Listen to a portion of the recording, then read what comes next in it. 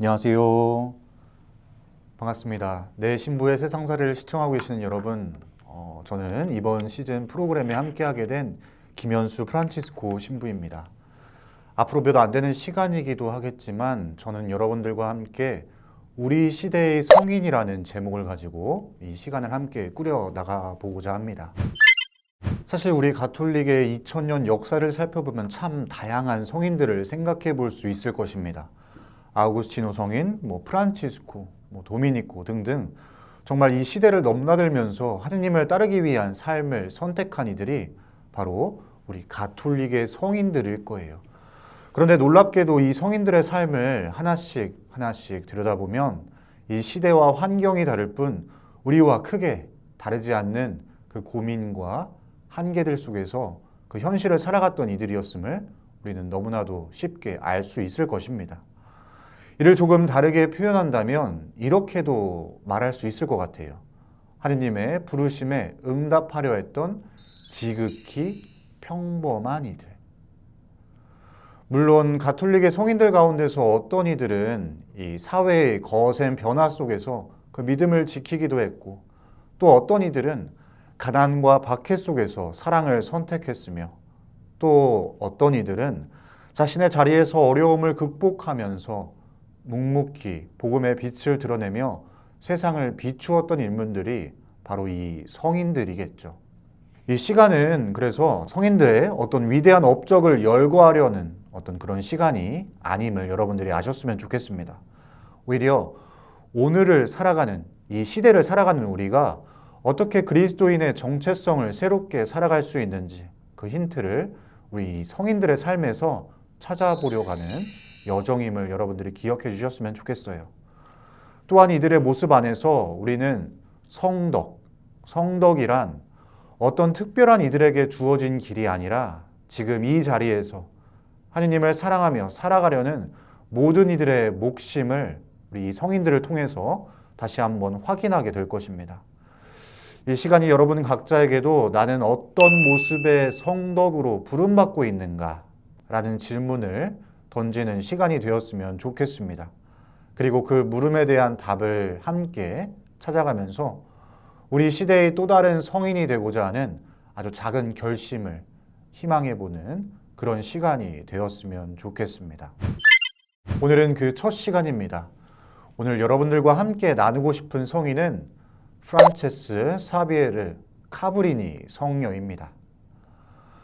우리가 흔히 미국 최초의 성인이라고 하면 미국 본토에서 태어난 분들을 떠올리기 매우 쉬운데요.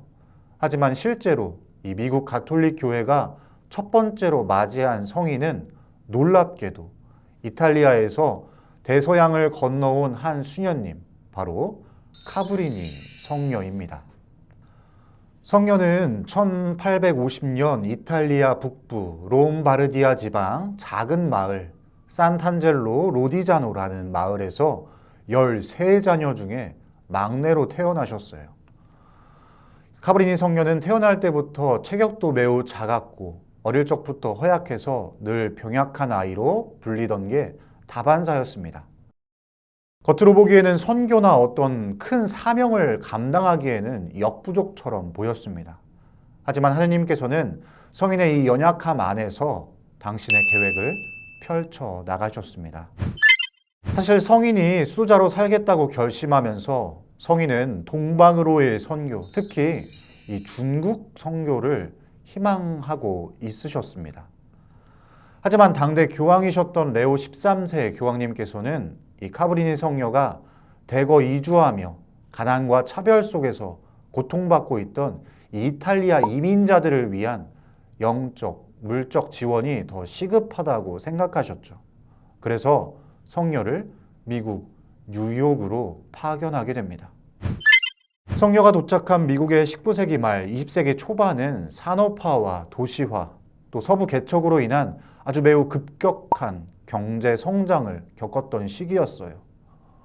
어느 시대다 그렇지만 항상 이런 성장이 있다면 그에 가려진 아픔들도 있기 마련이겠죠.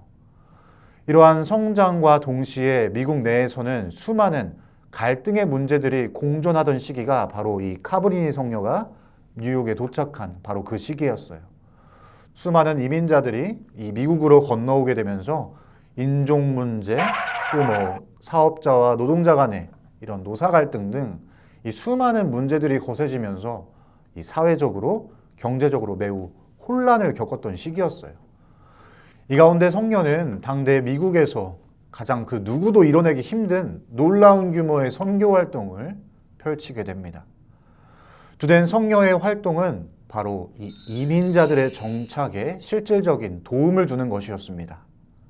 특별히 성녀는 이민자 자녀들이 새로운 사회의 구성원으로서 성장할 수 있도록 교육의 기회를 제공하는 데 주력했다고 합니다.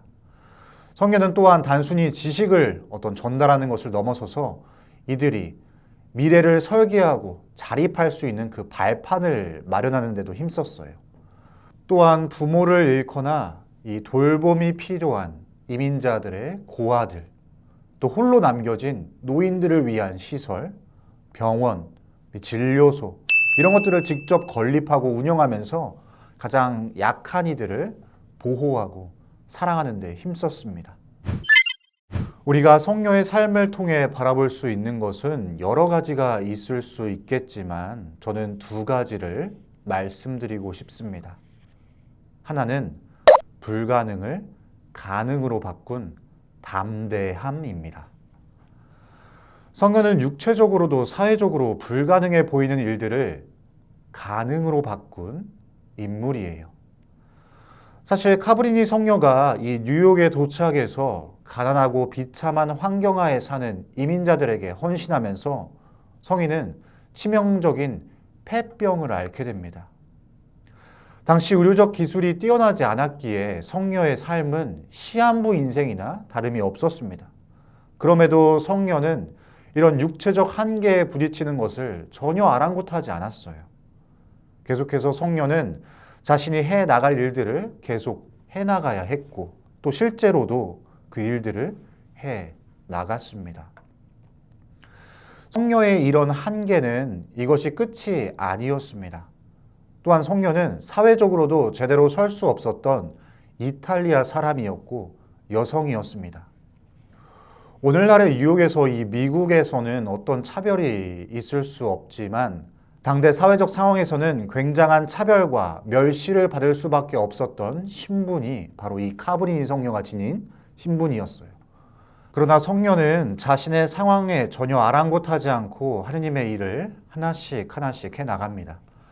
성녀가 뉴욕 내에서 시설을 짓고 복지 사업을 확장하는 과정들은 정치인들과 또 기득권층 그리고 일반 대중들과의 수많은 부딪힘을 의미했습니다.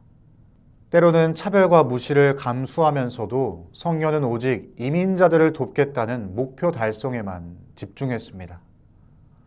한편 이는 단순한 사회적 모습에서만 드러나는 것이 절대로 아니었습니다.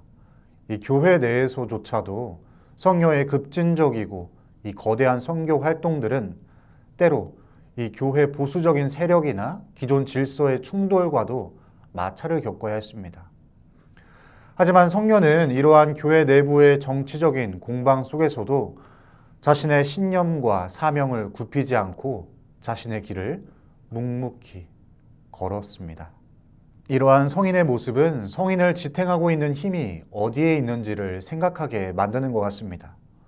평소 성인은 사람의 구원은 물질적인 성공이 아니라 오직 예수님 손에 달려 있으니 지치지 말고 기도해야 한다 라고 말씀하셨다고 해요.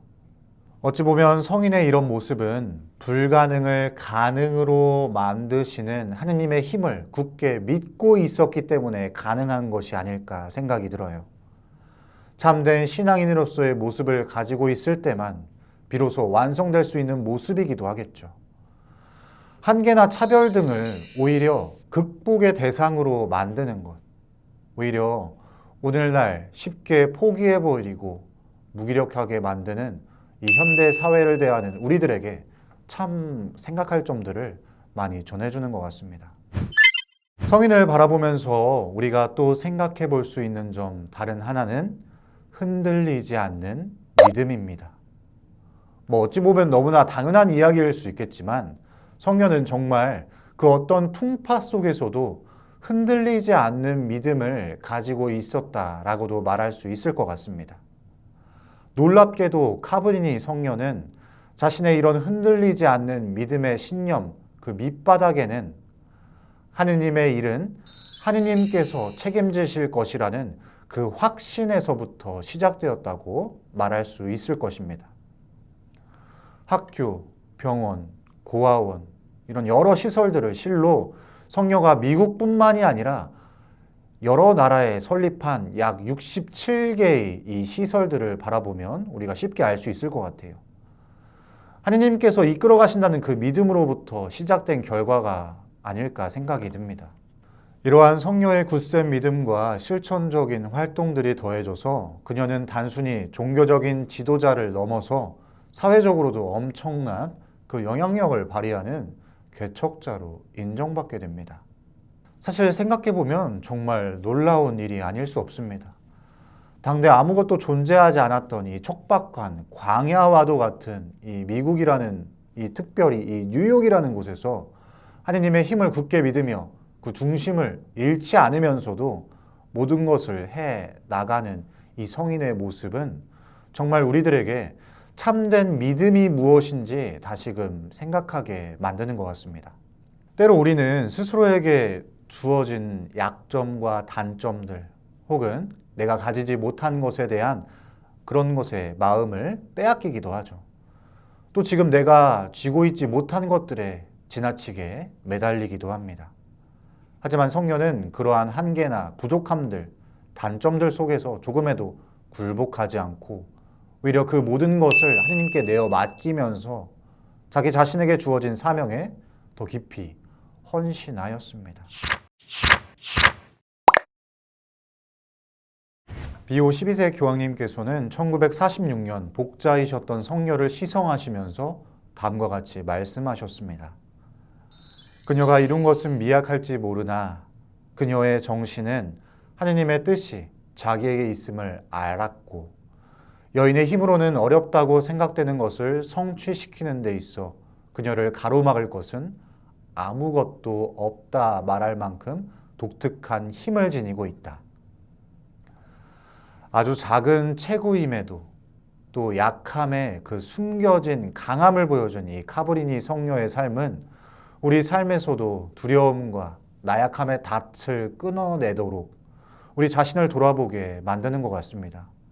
성녀처럼 우리 모든 한계를 하느님께 내어드리고 비록 나는 약하고 서툴지 모르지만 오히려 그렇기 때문에 하느님의 힘, 주님의 힘을 통해 그 모든 것을 할 수 있다는 믿음을 우리가 성인의 삶을 통해서 배울 수 있지 않을까 생각해 봅니다.